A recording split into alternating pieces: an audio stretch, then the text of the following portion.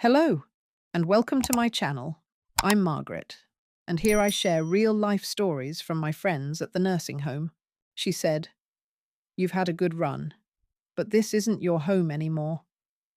So I packed my bag and handed her the keys. That was the moment I knew I had outlived my usefulness.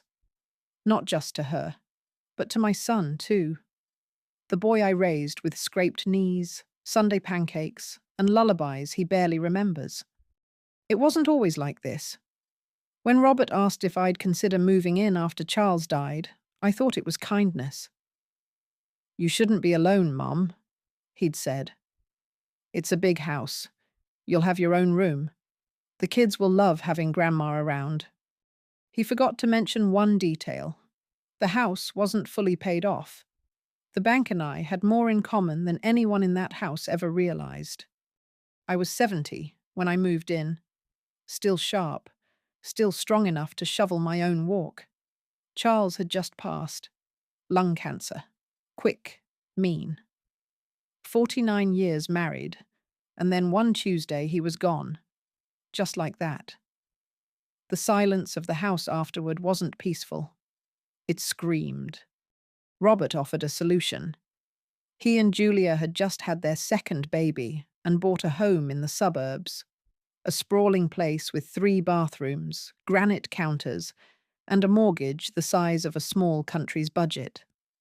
I'd help with the kids, pitch in financially, and in return, I'd have family around me.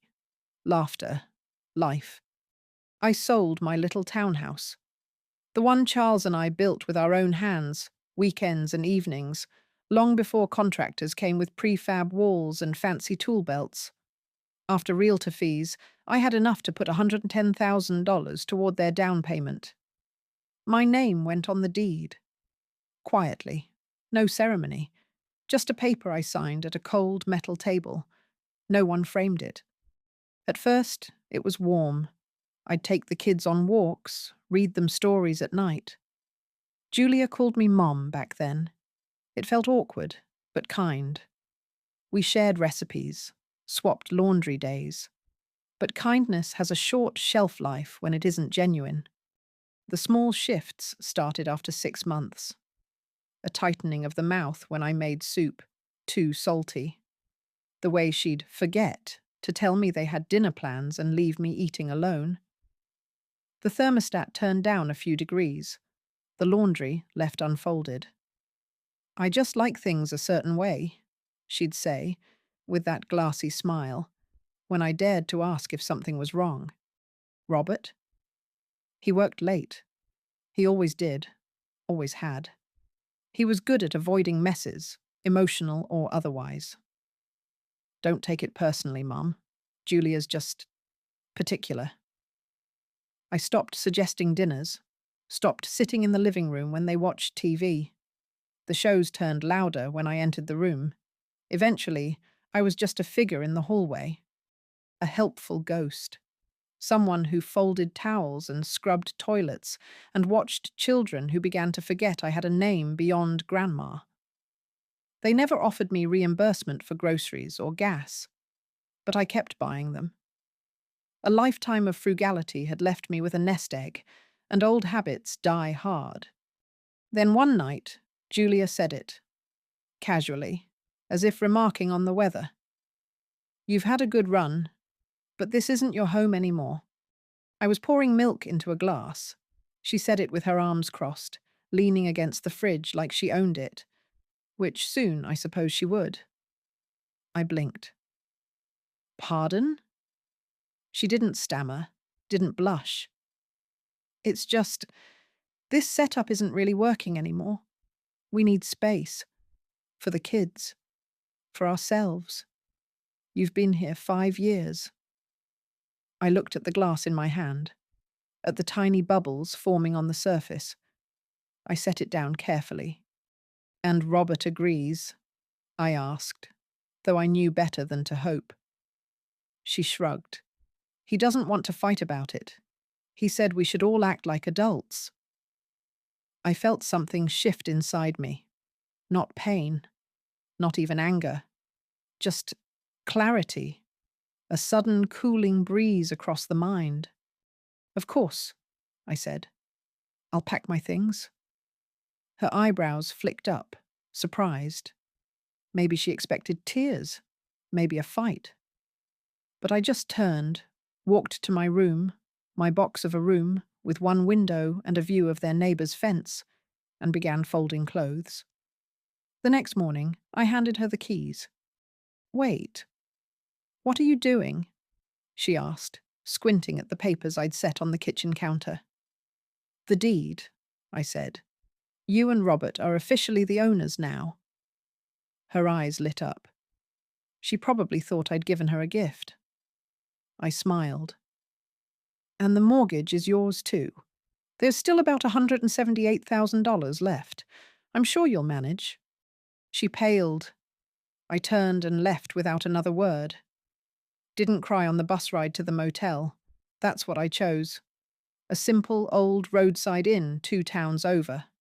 Clean, quiet, with a coffee pot in the lobby that never ran dry. $40 a night. I paid for a week in advance, then sat on the edge of the twin bed and let the silence in. It was the kind of silence I hadn't had in 5 years. Not the cold silence of being ignored in your own house, but true silence. The kind that stretches out like a soft blanket and says, "You are finally alone, and it's okay." Still, I couldn't sleep that night. My mind kept rerunning the scene. Julia's smug expression, the way her voice lilted like she was doing me a favor, the faint way Robert flinched behind her, just enough for me to notice, but not enough to call it bravery. I thought about calling him, one last time, to ask why, but I already knew the answer. I'm not a loud woman, never have been. When Charles and I fought, it was mostly through narrowed eyes and quiet dinners. I learned early in life that silence was a tool, sharper than yelling. Silence lets people fill in their own guilt, if they have any. But 5 years of being erased, that's not silence. That's a slow death. Let me tell you about those 5 years. I woke up before anyone else. 5:30 a.m., like clockwork. Made coffee, prepped school lunches, little peanut butter halves, sliced apple quarters, string cheese with the plastic peeled back just enough for little fingers. I ironed Robert's shirts until the spray starch gave me headaches, cleaned bathrooms, wiped countertops, folded laundry Julia would forget in the dryer for days. I even potty trained their youngest, while Julia worked from home, which seemed to mostly involve long phone calls and yoga pants. Nobody said thank you, not after the first year. They didn't notice when I stopped folding towels into thirds, or when I began keeping a box of cereal and spoon in my room so I wouldn't have to navigate the tense kitchen. The house I helped pay for slowly shrank around me. My bedroom became a storage dump. They used it to stack seasonal boxes and old toys. The guest bathroom, taken over by Julia's hair products and emergency supplies. My spot at the dinner table migrated from center to corner to eventually gone. I ate standing up, by the sink. Once, I left a note asking if I could make dinner on Sunday. Julia responded by cooking anyway and forgetting to tell me. Another time, I bought a bouquet of flowers and placed them on the kitchen counter. She moved them to the laundry room. I told myself they were busy, young, under stress, that I'd done my part, raised my boy, stayed out of trouble, stayed out of the way. But the truth is, I'd let them uninvite me from my own life. I remember the exact day I knew I had to get out. It wasn't the final confrontation. That came later. It was 2 weeks before. Julia was on the phone with her sister, pacing the hallway, assuming I couldn't hear her. I was just behind the laundry door, folding towels. "She's like wallpaper," she said, laughing. "You forget she's even there until something smells weird." Her sister laughed.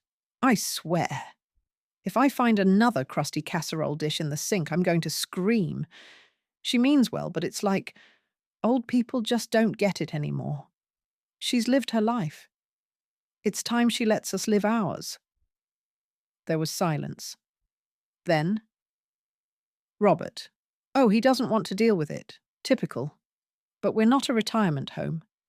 That phrase stuck to me like glue. We're not a retirement home. I folded that last towel very slowly, smoothed the edges, took a deep breath, and I made a decision, right then and there. I was done waiting to be appreciated. That night, I sat at my little desk and pulled out the folder I kept locked in my suitcase. The deed, the mortgage details, bank statements, paperwork Julia never bothered to understand. In her mind, I had gifted them the house. And in a way, I suppose I had. But she never once asked how much was left, never once sat with me to understand what her life cost. When Robert bought that house, he couldn't afford it. They were buried in credit cards, daycare costs, car leases. His credit was average at best. I'd stepped in with a sizable down payment, and I'd agreed to co-sign the mortgage with one condition. My name went on the deed, and I would live with them, rent-free. Of course, they never read the fine print. That remaining balance? $178,000, not a cent of which I intended to pay now. So yes, when I said, "Here are the keys," I meant it. And when I walked out, I left them not a house, but a debt with granite countertops. The motel manager's name was Jody. She was 50-something, thin as a broom, and wore cat-eye glasses without irony. "You need anything, hon, just holler," she said as she handed me the room key. "Got a few long-stay folks in the back. Quieter there?" I nodded. "Thank you. I won't be a bother. You don't seem like the type." She didn't ask why a 70-year-old woman was booking a room alone. She just slid a plate of cookies across the counter and pointed toward the coffee. Later that week, I found the senior housing application I'd stashed away 2 years earlier. I'd almost thrown it out, back when I still thought things at home could change. Now it felt like a life raft. A co-op, small community, age 60 plus, affordable rent based on income, a waiting list. But not too long, Jody said. Her aunt lived there. They had a unit open up last week. Widow left it spotless. You'd love it. Quiet, safe, no screaming toddlers. She made a call, pulled some strings. 2 weeks later, I had a walkthrough scheduled. The apartment was on the 3rd floor. 1 bedroom, sunny kitchen, hardwood floors that creaked gently when I stepped across them. A little balcony that overlooked the garden. The woman showing me the place smiled when I stood silent too long. "Take your time. First impressions matter." I blinked. I'd just realized something. I hadn't had a space of my own in nearly a decade. No shared walls. No, "Julia says we can't hang that picture." No needing to ask if I could bake on a Thursday. I signed the paperwork that afternoon, used my remaining savings for the deposit, paid the first 2 months in full. And for the first time in years, I felt something warm rise in my chest. It wasn't relief. It was pride. The day I moved into the co-op, I brought just 3 suitcases and a banker's box of kitchen supplies. A woman named Esther helped me carry them up. She lived across the hall. 83, bright eyes, still wore lipstick. "You're the new gal," she said, without asking. "We heard?" I smiled. "That obvious?" "Oh, honey." She gave me a once-over. "You've got the look. Widow, burned out. But you'll bounce back. We all do." Esther was right. The first morning, I opened the windows and let the sun pour in. The apartment smelled like lemon oil and fresh paint. I brewed coffee, sat on my tiny balcony with a cardigan over my shoulders, and watched a robin hop along the garden bed below. No one barked orders. No one asked what was for dinner. I didn't hear Julia's voice snipping through walls.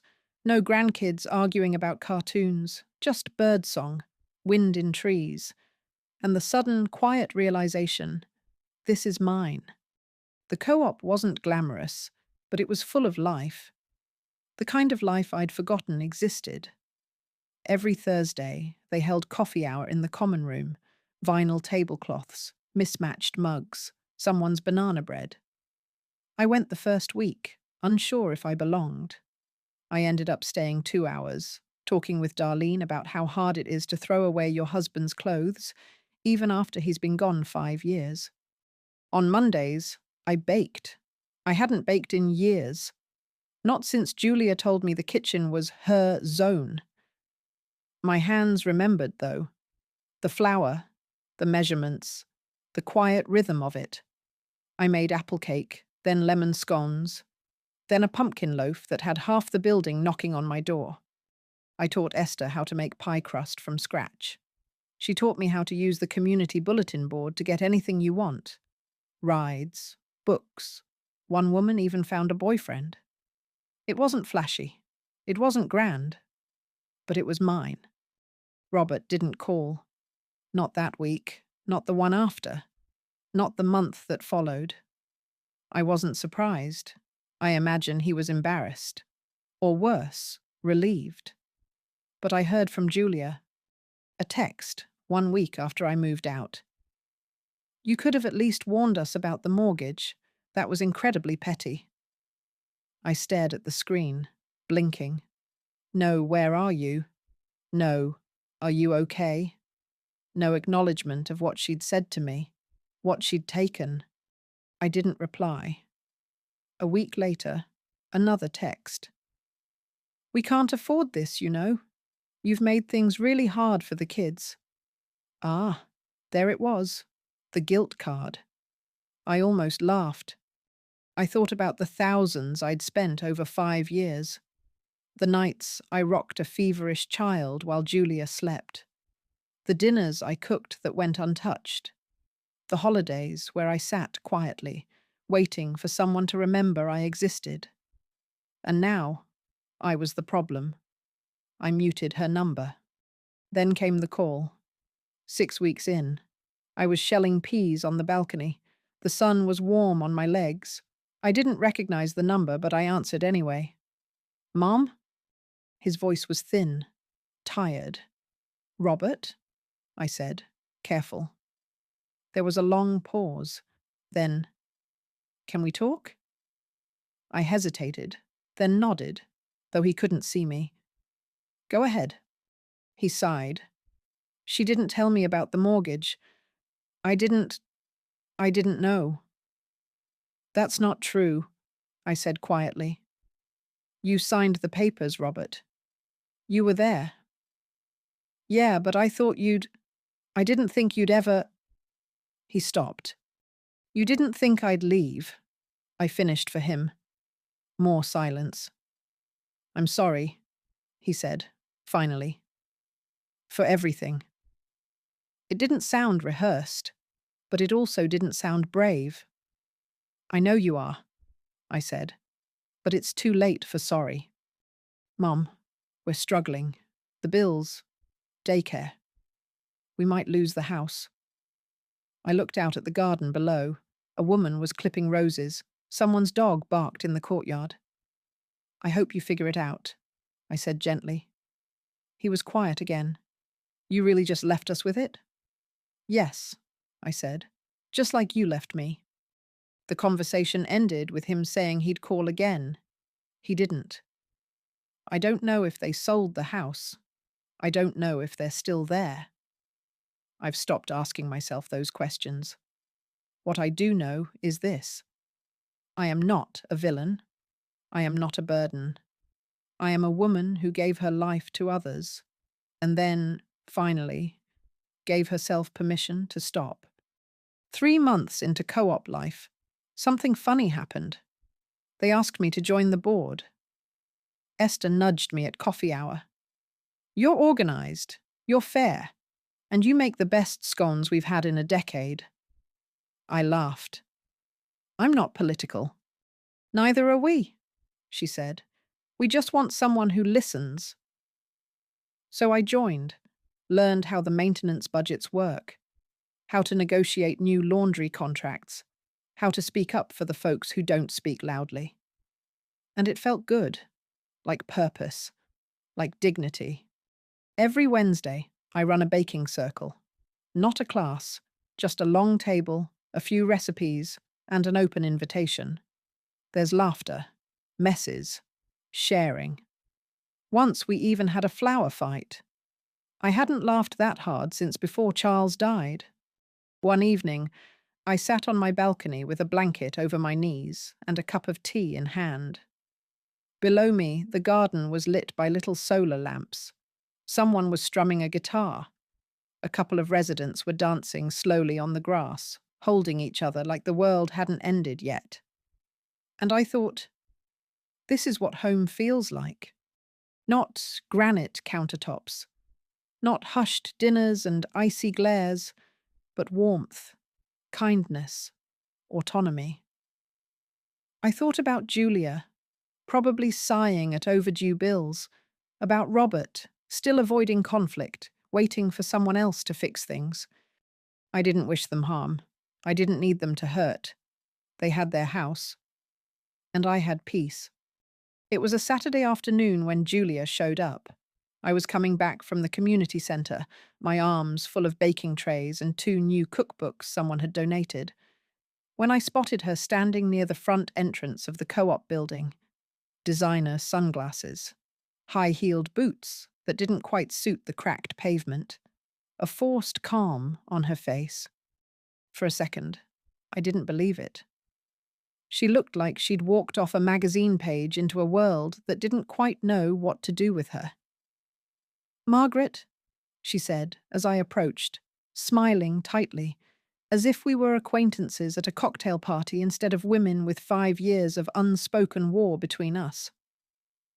"Julia," I replied. I didn't stop walking, just shifted the trays in my arms. "Can we talk?" I looked her up and down. "Are you lost?" She flinched, just a little. "Please, just a minute." I sighed. "All right, but I'm not inviting you in."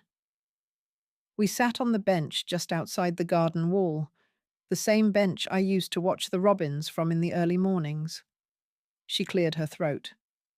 "You've made your point." I raised an eyebrow.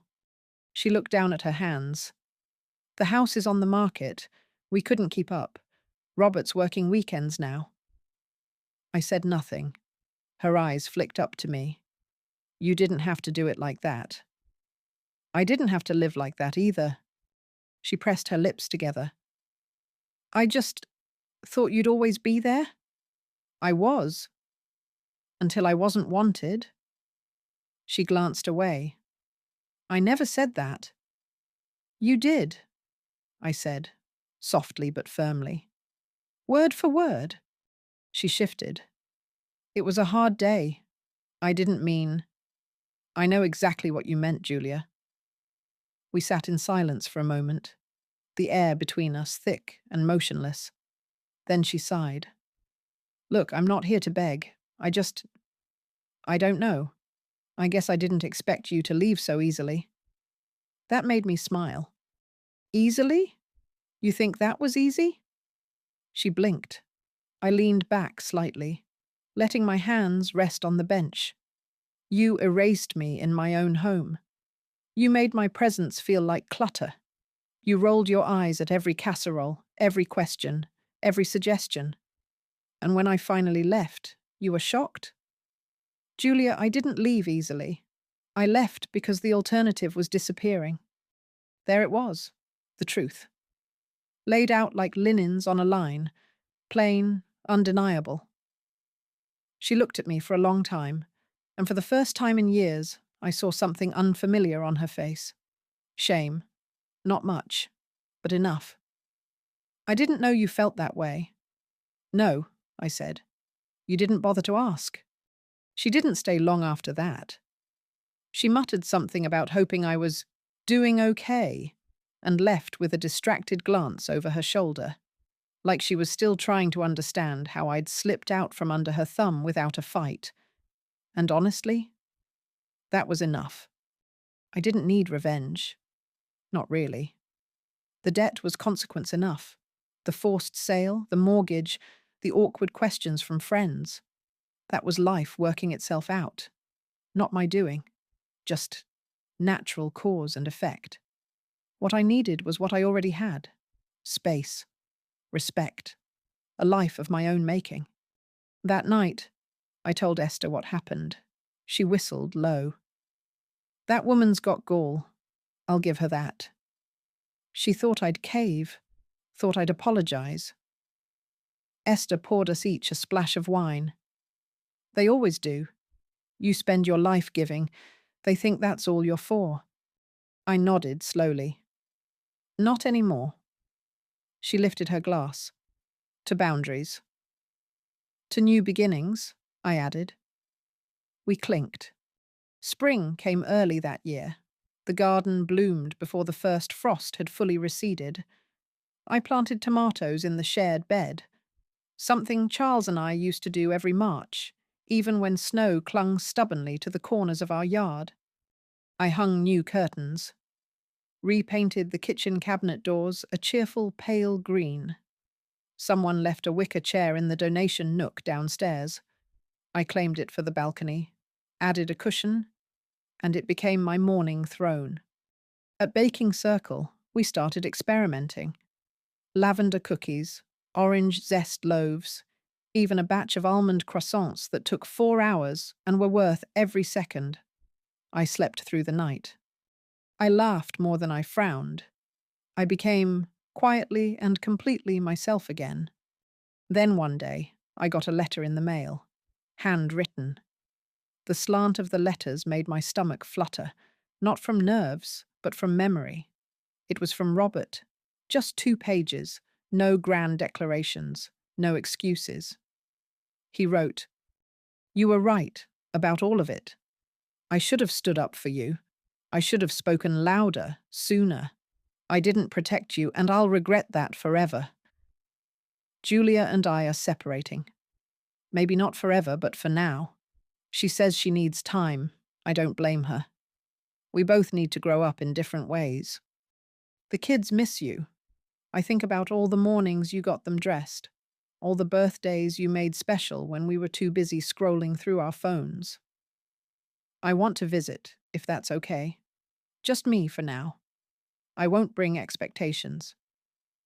Just hope." I held the letter in my hands for a long time. It would have been so easy to say no, to cling to the peace I'd carved out, to shut the door on the whole bloodline. But that's not who I am. I've been hurt. I've been used. I've been dismissed. But I'm not bitter. I'm better. So I wrote back. A single sentence. "You're welcome to visit. I'll have coffee ready." Robert arrived on a Sunday. He was thinner than I remembered. Tired in a way that didn't just come from work or kids, but from the slow unraveling of a life you thought you understood. He had a small duffel bag slung over his shoulder and a bouquet of tulips in one hand. "They looked like the kind you used to grow in the backyard," he said, standing awkwardly at my door.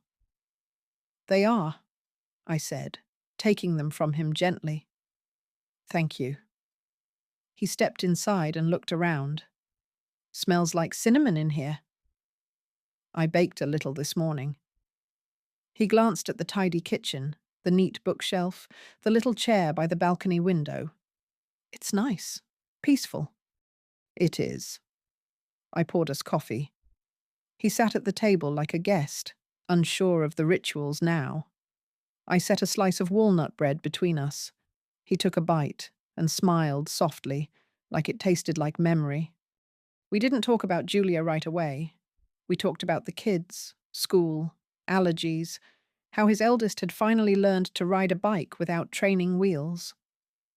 I asked how he was sleeping. He said not well. Too many thoughts. Then After a long silence, he said it.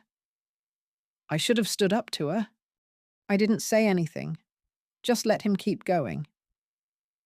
I thought maybe if I stayed neutral, everything would stay quiet. But it didn't. It just got worse. For you. For everyone. I nodded. I guess I thought you'd always just keep taking it. You always did. Now I spoke. That was my mistake too. He looked down at his hands. She says I never set boundaries, but I think I just never learned how. You and Dad, you made everything seem easy. I smiled, sad and fond. It wasn't. I know. More silence, but this one was softer. Then he looked up, and his voice broke a little. I miss you, Mom. And that, finally, was what I needed to hear. He came again the next week, brought the kids that time. They ran down the hallway shouting, Grandma, like I hadn't disappeared from their world for half a year. Children are merciful that way. They don't hold grudges when there's sugar on the counter and stories waiting. I read to them in the chair by the balcony. We made oatmeal cookies together, mess everywhere, laughter echoing off the cabinets. They asked if they could sleep over sometime. We'll see, I said, smiling. Later, as Robert helped gather coats and spilled crayons, he asked if I'd ever consider spending holidays with them again. Just dinner. Nothing heavy? I studied his face. He meant it. I might, I said. We'll go slow. He nodded. That's fair. By summer, I was fully settled in. I had my routines, morning coffee on the balcony, Wednesdays at the board meetings, Fridays for baking circle. I helped plan the garden party in June. Esther and I created a newsletter for the building. I even led a workshop on old-fashioned desserts. Some of the younger staff from the city's senior services office started attending our events. One of them, a kind-eyed woman named Lucia, pulled me aside after a pie-tasting event. You've got a real gift for bringing people together, she said. I shrugged. Just baking and listening. That's more than most do, she said. Would you ever consider mentoring some of our newer residents? We have a lot of folks who move in scared, shut down. You're the opposite of that. I thought about it, and then I said yes. Turns out, when you stop pouring yourself into the wrong people, you have more than enough to give the right ones. I never heard from Julia again. I heard about her, though. She moved into an apartment near her sister's place after the house sold. Robert told me she was figuring herself out. Maybe she is. I don't wish her harm. But I no longer carry the weight of her approval or cruelty. The burden is gone, replaced with something stronger. Boundaries. One day, I found myself writing again, journaling, something I hadn't done since before Charles passed. It started with a grocery list and turned into a page of reflections. Then two. Then a small notebook full of things I wished I'd said earlier in life. Here's one of them. Silence isn't always strength. Sometimes it's survival. But eventually, you have to speak, even if it's just to say goodbye. Last week, I hosted a dinner. Nothing fancy, just pasta and garlic bread, a chocolate pie for dessert. Esther came, of course. So did 3 other residents. We laughed about everything and nothing. After they left, I stood in the kitchen with warm plates in the sink and my apron still tied around my waist. And I realized something. I am not surviving anymore. I'm living. There was a time when I thought dignity came from sacrifice, from enduring quietly, from giving endlessly. But now I know better. Dignity is knowing when to stop giving to people who don't give back. It's walking out with your head high, not because you have to, but because you can. They thought I needed them. Turns out, I just needed a door to close behind me. And once it did, I found a whole life waiting. I wake up every day in a place that smells like cinnamon and sunshine. I walk barefoot across my own floors.